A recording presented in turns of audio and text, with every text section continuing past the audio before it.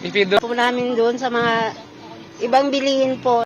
Delivery rider John regrets that his motorcycle can only contain 4 liters since the promo allowed a single purchase of up to 40 liters. Wala kasi akong sasakyan. Siguro mahirapan ba ibaba sa ganitong presyo yung gasolina, kahit di naman sa dating presyo lang bago ipagtaas. But the bad news for consumers, sources are seeing another fuel price hike next week.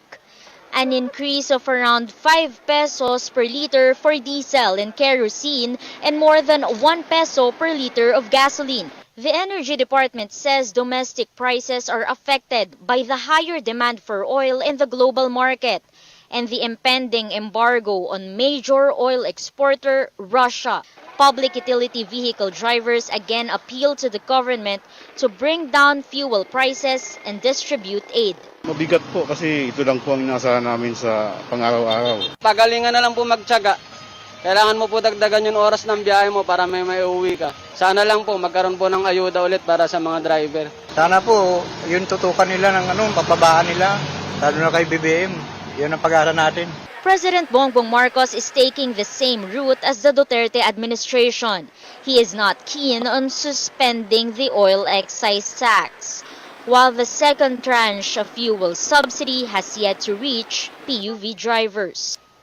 Amor Santos, CNN Philippines. Consumers are facing higher prices and low supply of goods, one after the other. First it was sugar, then white onions. Now it's salt and sweet potatoes. Carrie Cator checked on a wet market in Metro Manila. At the time of tight supply, salt is the least item in the list. Sabi kasi, medyo mahirap ngayon ng kuhanan ng asin. Kaya kailangan daw may stock na kami. In one wet market in Quezon City, salt is selling for a higher price. From 12 pesos, Lulu Ramos now sells rock and iodized salt for 15 pesos per kilogram. Salt packets cost 48 pesos per kilo, higher than the suggested retail price of 23 to 29 pesos. Consumers are feeling the pinch of higher prices. Ganun pa rin kasi alam mo naman yung asin, di ba? Ano natin yan, kailangan natin sa pagluluto, sa lahat ng bagay. Yung 500 piso mo, isang bigwasan lang, tapos na isang kainan lang. Hindi katulad nun. While the Agriculture Department says the country may be low on salt supply, Trade Undersecretary Ruth Castelo says this is the first increase in salt prices in up to 6 years. But the increase cuts across some produce including sugar and sweet potatoes.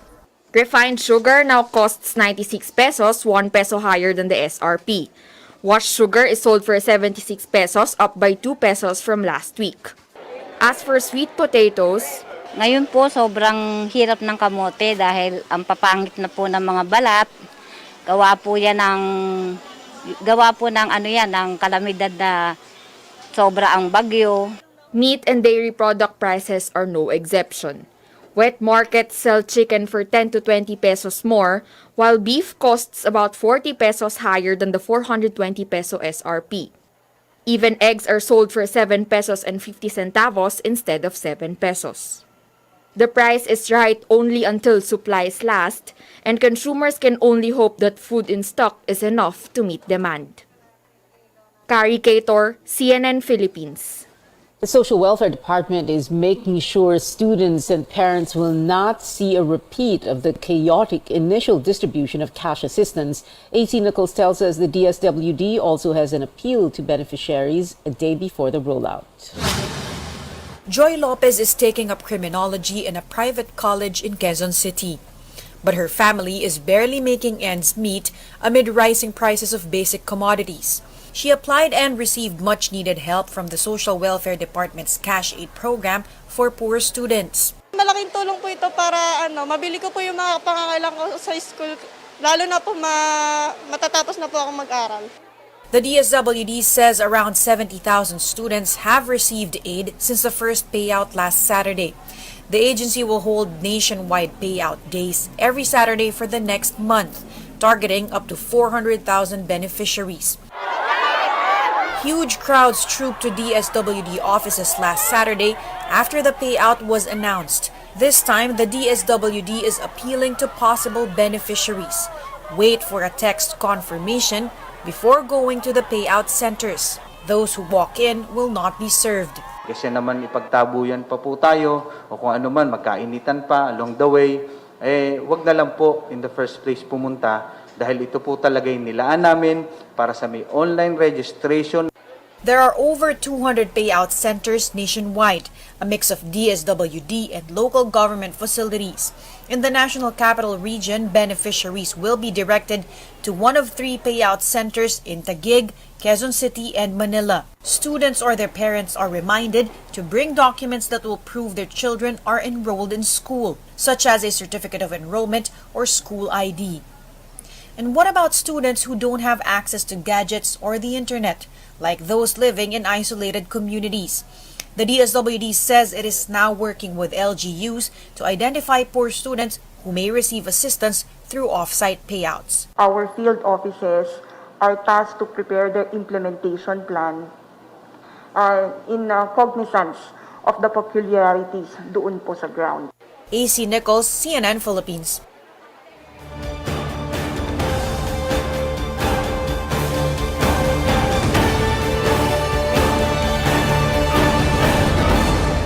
President Marcos is promising small and medium enterprises that their revitalization and digitalization are among his administration's top priorities. Our senior correspondent Lois Calderon joins us live from Manila. Lois, what else can you tell us? Pia, a long day for entrepreneurs, but filled with fresh hope and big promises. President Bongbong Marcos has personally come to meet them, about 500 of them, small and medium business owners and even micro enterprises here at the Manila Hotel. The occasion actually is one hosted by Go Negosyo, whose main job is mentoring struggling businesses. It's the first large-scale gathering for this sector since the pandemic, and we saw hundreds of MSMEs waiting to see Marcos himself. With security tight, it's hard to get an audience with the president, but this was his message to them, that their dreams are aligned with the administration's top priorities. The buzzwords are revitalization and digitalization post-COVID times. America's top diplomat to the Philippines, Mary Kay Carlson, was also present, telling entrepreneurs there are projects by the USAID that can help them go digital. Marcos went off script just to thank the American ambassador who was seated next to him on stage. Let's listen in.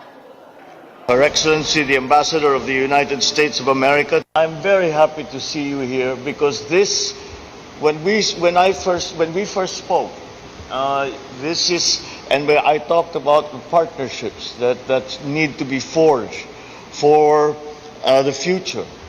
This is precisely the kind of partnership that I meant. And I hope that we will promote this sort of partnership between our two countries on a bilateral and a multilateral basis. I am pleased that the focus of the MSME Summit, our post-pandemic recovery and the promotion of digitalization are aligned with the priorities of the administration, for we have a common view of our shared future, the future that we as Filipinos will share together. So I express my support. Pia, this is one of the clear signs that the Philippines is continuously warming up its ties with Washington after a few wrinkles in the two nations' diplomatic ties during former President Duterte's term. Back to you. Lois, a big crowd there. How did the MSMEs receive the president's message? Pia, we asked one businessman who has a council of small businesses about how he feels about Marcos' speech, about whether they feel that the government is giving them enough support. Let's listen in. If his presence today is, a start of that support, then yes, I would like to believe that. Because, the president would be very busy with so many things. And the fact that he spent his afternoon with everyone in this summit, right? That presence and that declaration on national and global media is something to hope on and count on. Pia, one of the things that they're asking for is market access to grow from small scale to big business. You see, in this very tight credit market where borrowing for expansion of business is very expensive given high interest rates, entrepreneurs or enterprises want banks to come up with a different way or a separate way by which they are assessed if they are credit worthy. So in short, it's a different credit score that they're asking for. Pia, back to you. Lois Calderon there reporting. More stories up ahead. Yet another controversy involving the Budget Department's procurement service, this time over its failure to withhold final income taxes to pandemic suppliers, and the rehabilitation of the Tulyahan River drawing to a successful close with millions of tons of waste extracted. Keep it here on News 9.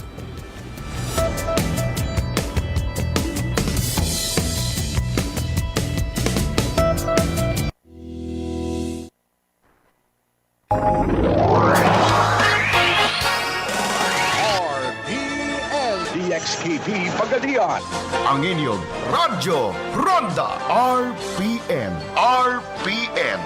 Radio Philippines Network. Radio Philippines Network. Live to the world, pinaagi sa FB page, karon mag-download na. Pinaagi sa Google Play og Apple Store, YouTube og Twitter. Alang sa mas kipakuskan ng mga balita, komentaryo, kasayuran o kalingawan. Ang mas kipakuskan ng inyong Radyo Ronda. Member, kapisanan ng mga broadcaster ng Pilipinas.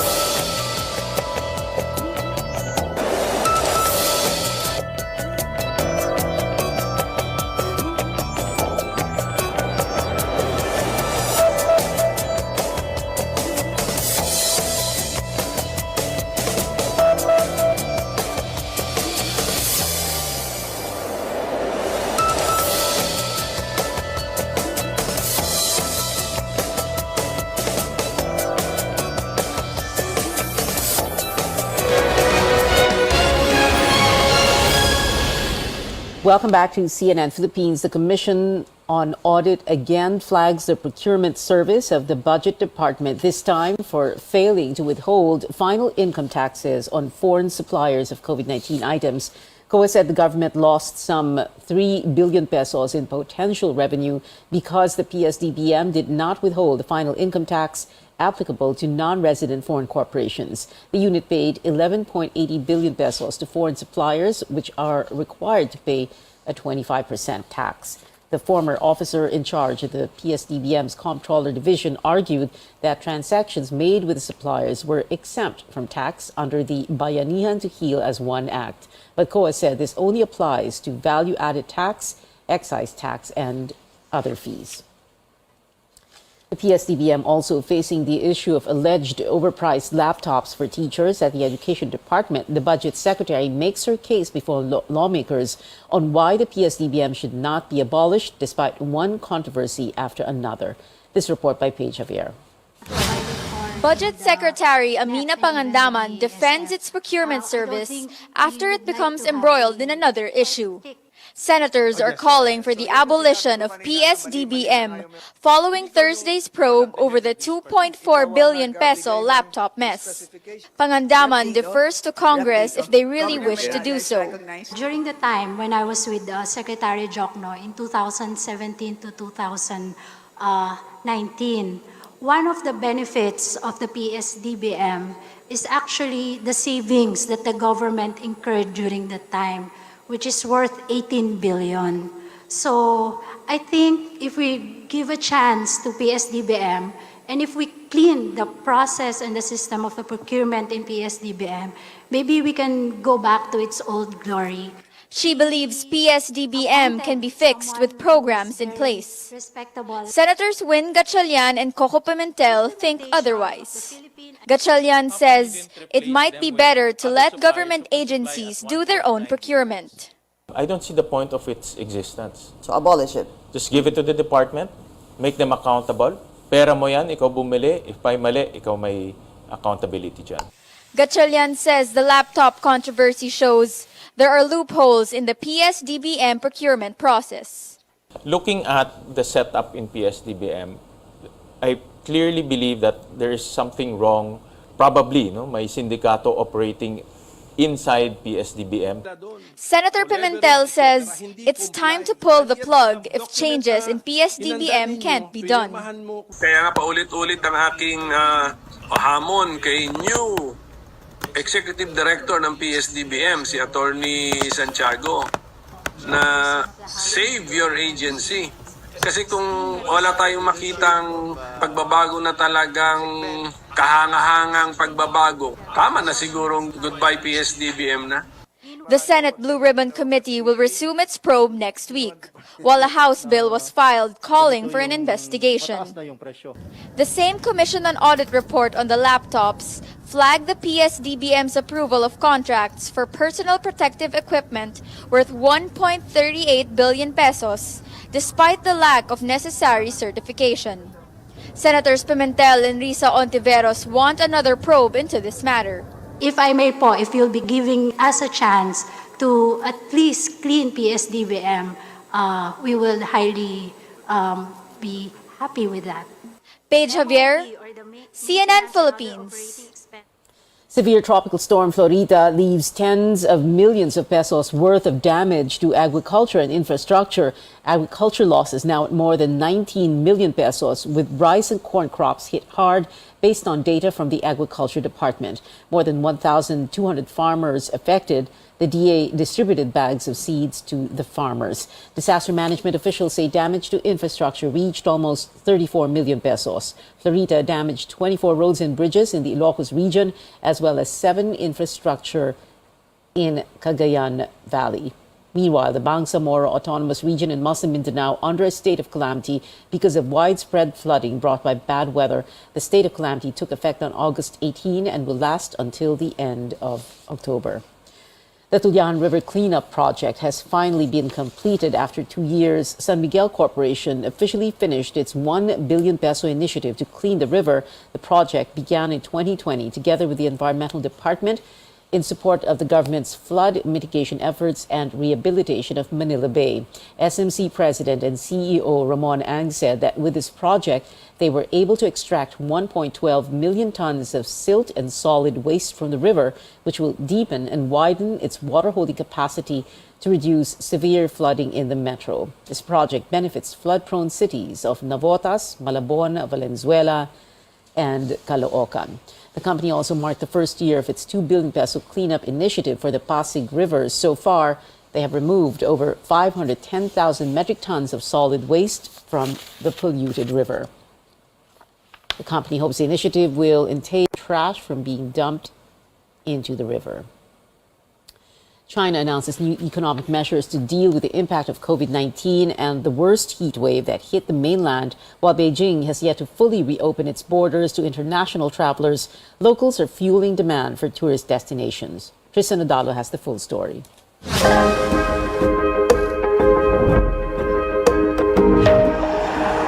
Beijing is making a comeback over 2 years since the COVID-19 pandemic. People are heading to work, dining out, or pausing in temples and enjoying a leisure time at the park. A far cry from 2020 when the capital was virtually a ghost town. But authorities are making sure people strictly observe COVID-19 protocols. Testing booths are accessible and free to the public. So before going to any tourist spots or establishments here in Beijing, you have to make sure that you have the Green Health Code. So ito yung ginapakita sa mga establishment o sa bawat lugar na pupuntahan mo sa Beijing bilang proof na you tested negative for COVID-19 in the last 72 hours.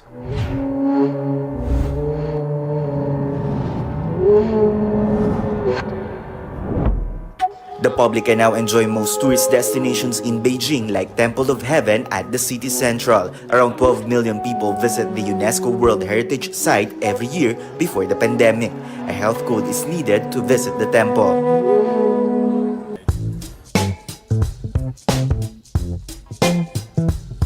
For the nightcap, visitors can take the 45-minute Liangma River cruise. Colorful lights brighten up the 1.8-kilometer stretch of the river.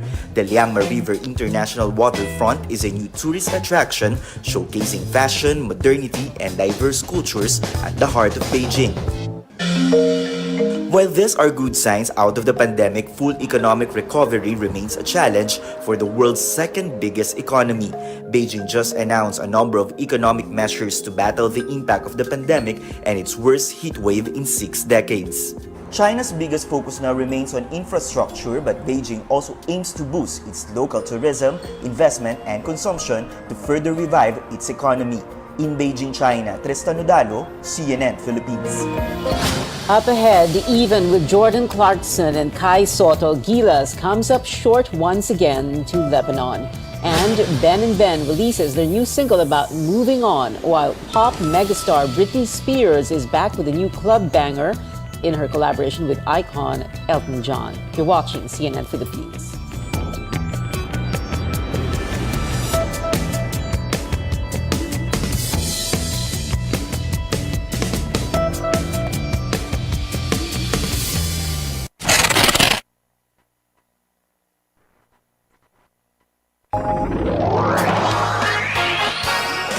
RPN DXKP Pagadian.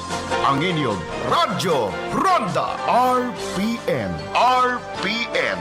Radio Philippines Network. Radio Philippines Network. Live to the world. Pinaagi sa FB page. Karon, mag-download na. Pinaagi sa Google Play o Apple Store, YouTube o Twitter. Alang sa mas kipakuskan ng mga balita, komentaryo, kasayuran o kalingawan. Ang mas kipakuskan ng inyong Radyo Ronda.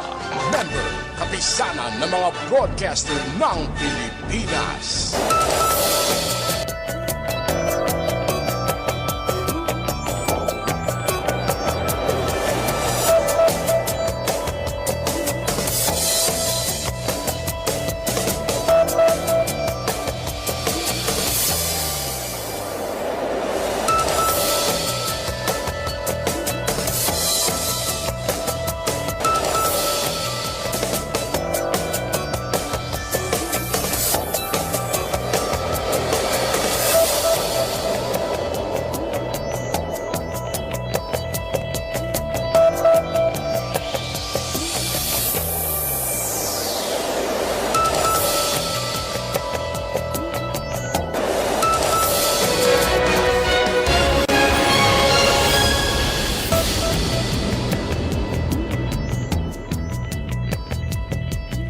Welcome back. A fresh setback for Gilas Pilipinas in the fourth window of the FIBA World Cup Asian qualifiers with a bitter loss to Lebanon. But as Pauline Versosa tells us, it was a close fight. Yeah, for sure. Gilas Pilipinas came out with great energy to open their campaign in the fourth window of the FIBA World Cup qualifiers. Even with Lebanon's home court advantage, the Filipinos kept their opponents scoreless in the first 2.5 minutes thanks to their great defense. In his much-awaited Gilas return, Philem NBA player Jordan Clarkson immediately made his presence felt, scoring 11 points in the first period. That's a layup for him. Slow start for his But Lebanon's offense slowly came back to life as they began to wax hot from downtown. Gilas, unable to sustain their strong start, committed multiple turnovers which suddenly erased their 10-point lead at the half. Asian MVP Wael Arakji then powered his team to a pivotal 68-63 lead by the third period. But Gilas remained within striking distance and even tied things in the final quarter. But in the game's dying seconds, Arakji drilled the dagger 3 that would virtually seal Lebanon's victory. Final score 85-81. The loss spoiled Clarkson's big night with the Utah Jazz star finishing with 27 points, 7 assists, and 6 rebounds. I think we did a good job of competing. You know, we had a great game plan coming in, but you know, it's hard to win when you have 20-plus turnovers. in a game like this, especially with the home crowd behind them. But I mean, for us, it's bright. You know, we just getting this team together. We got some good young stars on the team. Just a tough one tonight. You know, we just gotta take it on the head and get back to the drawing board. Also leading the team's gallant stand was Dwight Ramos, who scored 18 points and 10 rebounds, while Japet Aguilar and Kai Soto chipped in 11 and 10 points respectively. Despite the loss, head coach Shot Reyes says he's very happy with how the team played and how they gave it their best shot. We expected that it would be a big challenge, a big battle for us. But I'm very proud of the way our team played. I thought we battled and we battled hard. We competed. Unfortunately, we had too many turnovers.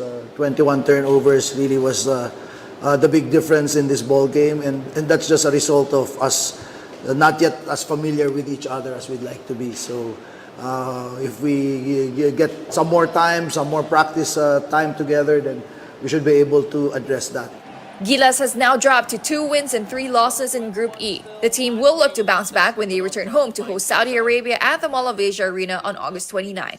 Pauline Verzosa, CNN Philippines. And which team will zip ahead in the PBA Philippine Cup Finals? The San Miguel Beermen and TNT Tropang Giga now facing off at the Mall of Asia Arena in Pasay for Game 3. The series is tied at 1-1. San Miguel leading in the second quarter, 35-30.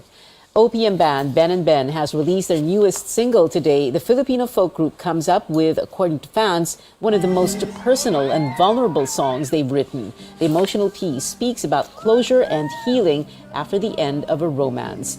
South Korean girl group Twice has dropped a new album also today entitled Between 1 and 2. The set of songs is led by the single Talk That Talk, featuring the group's fears, looks, and moves. This is a follow-up to their album Formula of Love, released back in November. Justin Bieber will perform in-game at gaming developer Free Fire's 5th anniversary celebration tomorrow. The global superstar will sing Beautiful Love on a virtual stage for the first time with his animated character Jay Beeves. Bieber's new single will officially hit the market on August 30th. Fans are going wild as Britney Spears makes her comeback as a free woman in her latest single, Hold Me Closer. The new song is a collaboration with music legend Elton John. It is a club banger remix of Elton's classic hit, Tiny Dancer. This is the superstar's first release since 2016 and her industry comeback after the termination of her conservatorship in November 2021. Newly released Netflix show The Sandman mixes elements of horror, dark fantasy, and mythology. But author Neil Gaiman told CNN Philippines in an exclusive what truly made the DC Comics series fit for a 2022 adaptation was its gender inclusivity. The show earned praises for introducing gender-fluid characters. I think it always felt like we were a little ahead of our time, you know, coming out in 1988. 1989. But the great thing about being ahead of your time is you don't really even get attacked. You just get kind of looked at in a baffled kind of way. I mean, I remember somewhere in there, the Concerned Mothers of America wrote us a very strong letter telling us that we had to repent. But it's the great thing about being ahead of your time is if you just wait long enough, the times will catch up with you. And I think right now, Sandman is utterly of its time. Gaiman adds he has a soft spot for the Philippines and is thankful for the show's popularity in the country. The Sandman dropped on Netflix this month. And that is it for tonight. Join me again on News.ph at 7 p.m. I'm Pia Ontiveros for Newsnight, where we go above and beyond the headlines.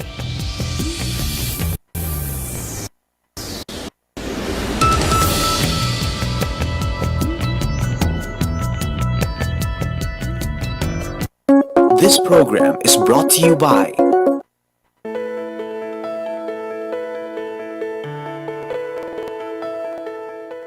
It is normal for children to go around exploring as they develop their physical as well as their cognitive skills. But it can also expose these youngsters to different illnesses. These include the common cold, asthma, or even a fever. Today on the program, we'll talk about common childhood illnesses and how to maintain a healthy environment for our kids as they get older. I'm Dr. Freddy Gomez, and welcome to MedTalk Health Talk on CNN Philippines.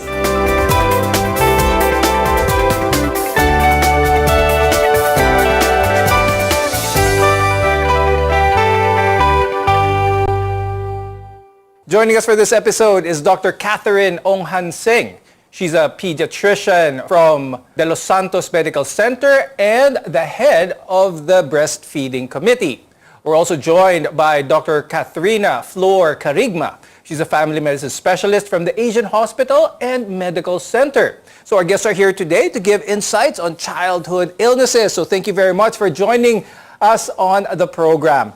Now, the immune system, as most people know, protects your child from invaders such as pathogens, germs, viruses, fungi, as well as some toxins for that matter. Now, we'll start the discussion with Dr. K. When it comes to the immune system, lalo na kung bata, no, we always hear about how extreme ages, the really young and the really old, are somewhat immunocompromised. But when it comes to an age, anong age ba talaga na hindi pa develop? When can parents more or less feel that, at what age can most parents feel na maganda ng immune system, buo na ang immune system sa isang bata? So generally for age, there's no exact number naman based on studies. However, generally around 6 years old, you can more or less feel, okay, this kid is more or less, has been exposed previously to the fungi, the bacteria, the viruses that you've mentioned. Their immune system is more mature or experienced to combat these infections because they're a little bit older. But there is also a belief that children have this weaker immune system than adults, whereas adults' immunity does decline as they get older. Can you share some of your insights about this naman, Dr. K? We have to go back to how the immune system works, right? So the immune system works by, once you are exposed to a particular pathogen, bacteria, or virus, that's the time when your body can react to it and make the antibodies to protect itself. So in that concept, when you are younger, when you're a baby, when you're very young, you have not been exposed yet. So that is why you are more prone to develop the infections and the symptoms because you have not yet mounted a protection against these infections. Now let's talk about some of the more common illnesses dito sa Pilipinas and where our children are more exposed to, because they can range anywhere from the common cold to even chicken pox. Now, Doc Katz, pag-usapan naman natin yun, some of the more common things that our children are exposed to, lalo na mga Filipino children, and let's talk about some of the symptoms. There are many, but some of the more common ones, pag-usapan natin, lalo na ngayon sa balita, chicken pox. Ang chicken pox ba, Dr. Katz, pareho ba ng monkeypox? No, it's a different causative agent, so magkaiba siya. Monkeypox and chickenpox. Chickenpox is usually seen during the dry season. So we have 2 seasons, right? Dry and wet season. But the monkeypox is different. It came from other parts of the world. Chickenpox is usual for dry season and usually contagious dun sa mga usually magkakalaro, magkakapatid. Pag dry season, mas dumadami siya. Now let's talk about another common illness with children here in the Philippines, and that is pneumonia. Please talk about that, Dr. Katz. Paano ba nagkaka-pneumonia ang mga bata madalas dito sa Pilipinas? Usually, pneumonia comes from if ever the kid or the person is exposed to a pathogen like bacteria or virus and mahina yung immune system natin. That's why it doesn't mean na pawisan, magkaka-pneumonia. Ang causative agent palagi ng pneumonia is either bacteria or virus. When it comes to pneumonia, is this similar sa isang batang nagkaroon ng trangkaso? Eventually, magkakaroon ba ng pneumonia? Pag sinabing may trangkaso ang bata, papunta rin ba ito sa pneumonia? First is you have to parang identify what is the cause ba of trangkaso or what we call as the flu.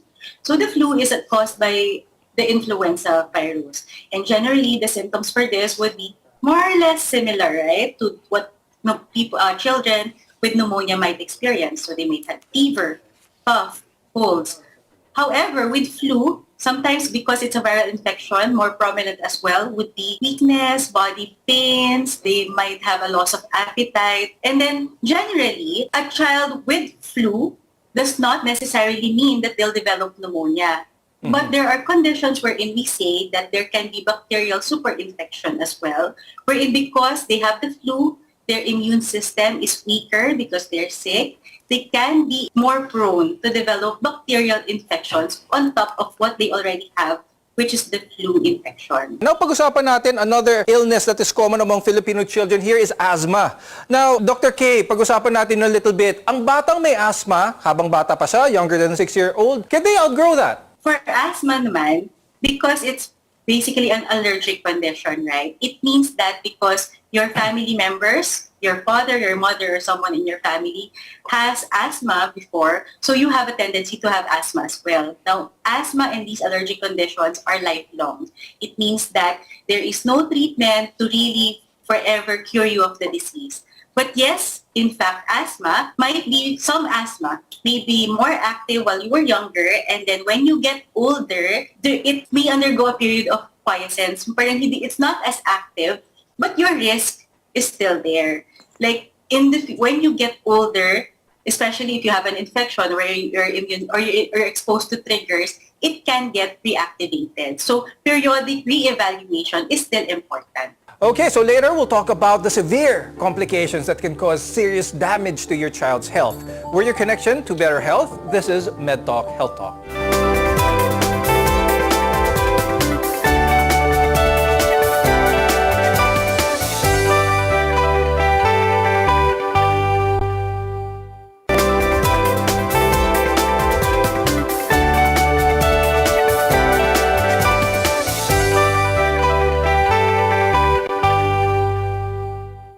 I'm Dr. Freddy Gomez and welcome back to MedTalk Health Talk. While many illnesses experienced during childhood are basically normal, there are some illnesses that have somewhat more damaging effects on their health and can be detrimental in the long run if left untreated or mismanaged. Now, Dr. Katz, let's talk about diabetes. Diabetes is very prevalent here in the Philippines, but it's normally associated with adults, especially type 2 diabetes. Dr. Katz, how prevalent now among Filipino children is the risk of developing diabetes? We have two types of diabetes. Type 1, which is insulin-dependent diabetes, and type 2, the non-insulin-dependent, previously known as that. So, but now, because also of the prevalence of the type 2 diabetes with parents, the kids are also at high risk for developing type 1 diabetes because mostly it's also genetically predominant or the high risk factors if one or both parents have that. And then the type 1 diabetes usually affects our Filipino children. I'd like to talk a little bit about the social aspect of this because a lot of children with the parents natutuwa ang magulang kapag malusog ang bata, mataba, bilog, and they have a tendency to give them anything they want to eat because their mentality is bata pa naman yan, okay pang pakainin yan. Are there any studies, any proof that the habits acquired by a child at an early age, especially eating habits, can be lifelong? Ibig sabihin, can a child who is overweight as a child, is there a correlation for them being overweight as adults as well? Katulad kami sa family, Philippine Academy of Family Physicians, we really advocate that the habits would really start at home. And we should live by example always, especially with the parents. So, just like us developing the waist-to-hip ratio, the predictability sa adult, kumbaga kung malaki yung waist mo, yung pwede kang magkaroon ng diabetes, parang mataas yung risk mo. Sa bata, ganun din. Obesity for them, lalo na yung mga eating habits nila, kung hindi nutritious, pwedeng pagtanda nila ng konti or yung medyo mga teenagers sila, magkakaroon na sila ng high cholesterol levels, high sugar levels, and pwede na rin magkaroon ng hypertension. And of course, we're still in the middle of a pandemic, and according to Save the Children Philippines, while children may not belong to the high-risk groups, and most Filipino children infected with COVID-19 remain to be, for the majority of cases, mild, we still need to protect them from COVID-19. Doc K, let's talk about that. COVID-19 now and children. What's the current situation? How delicado is COVID-19 with Filipino children now? Thankfully, COVID infection remains to be less serious or less severe as compared to adults. However, we have been witnessing, or in my clinic at least, I have been seeing a lot of cases of COVID infection. Basically, you have to remember how do these kids get COVID infection is still mainly from exposure from their family members. So the message there is the adults in the family has to make sure that they are protecting themselves from acquiring the infection through the ways that we already now very well understand. Hand washing, wearing a mask properly, social distancing, so that you don't take this disease at home and pass it to your children. Now, Dr. K, let's remind our viewers again, how young can children get the vaccine for COVID-19? Right now, we are very thankful that the COVID vaccine is available already for children as young as 5 years old. So we are promoting this very well so that they are protected against the infection. Now let's talk about another aspect of children, and that is breastfeeding. Dr. Katz, we always hear that notion that breast milk is talagang the best option for babies. Aside from the economics of it, because the mother is able to produce that milk, what other benefits does breast milk have from any other form of milk? The mother can pass on her immunity or immunoglobulins to the kids. No? It strengthens the immune system, the nutrients and the immunity that the mother has, na share niya rin doon sa anak niya. So not only the bond, but also the other aspects of nutrition, strengthening the immune system, and then giving the proper love and care being given through breastfeeding. Now, I'd like to ask Dr. K, for those, hindi naman lahat ng moms are able to breastfeed their child easily. There are a lot of challenges. Let's talk about that. First is not incomplete or improper guidance. So, because our culture already, there are less moms who are already breastfeeding. We grew up not knowing particularly how to do it. It is still a skill. So, number one is seek consult so that we can guide you on how to properly breastfeed your kids so that we can maximize your potential in producing milk for your babies. So there are many milk available, such as from donor mothers, donor milk from mothers who are blessed with more milk and they are able to donate milk. Those are available in our milk banks, available for babies so that they can get the benefits of breast milk even if their parents cannot provide it 100%. Other options also are, of course, milk formula will still remain as a good option if after exhausting everything, breast milk is not 100% available. Dr. K, as a follow-up there, how can mothers who are having trouble breastfeeding, how can they get this information? May bayad ba ito? What are some of the programs available? There are free outlets out there that help mothers get the information that they need on how they can breastfeed. For example, in Facebook, there are so many online groups that are available. You just look it up, and even part of a lot of them that give free information and give you the benefit of other mothers sharing their experiences on how they were able to overcome their challenges for breastfeeding. Next is, of course, us who are professionals who are trained to help mothers achieve an optimal breastfeeding experience. We are lactation consultants and we are available for consultation, although of course it comes with a fee, so that we can guide the families on how to best breastfeed their kids. Now, illnesses are normal to experience while growing up. We all know that. And maintaining a child's health is also key in making sure they grow up well. More on this when we return. This is Med Talk, Health Talk.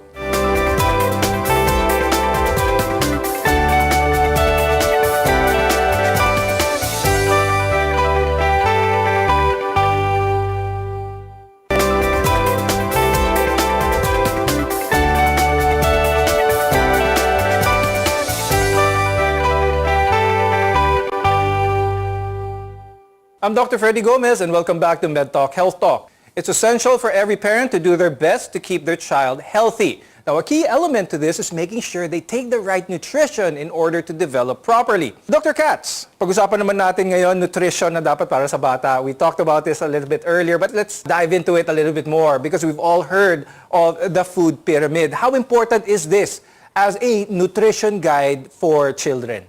It's very important na makita natin yung food pyramid, lalo depende rin kasi yan kung ano yung age ng bata.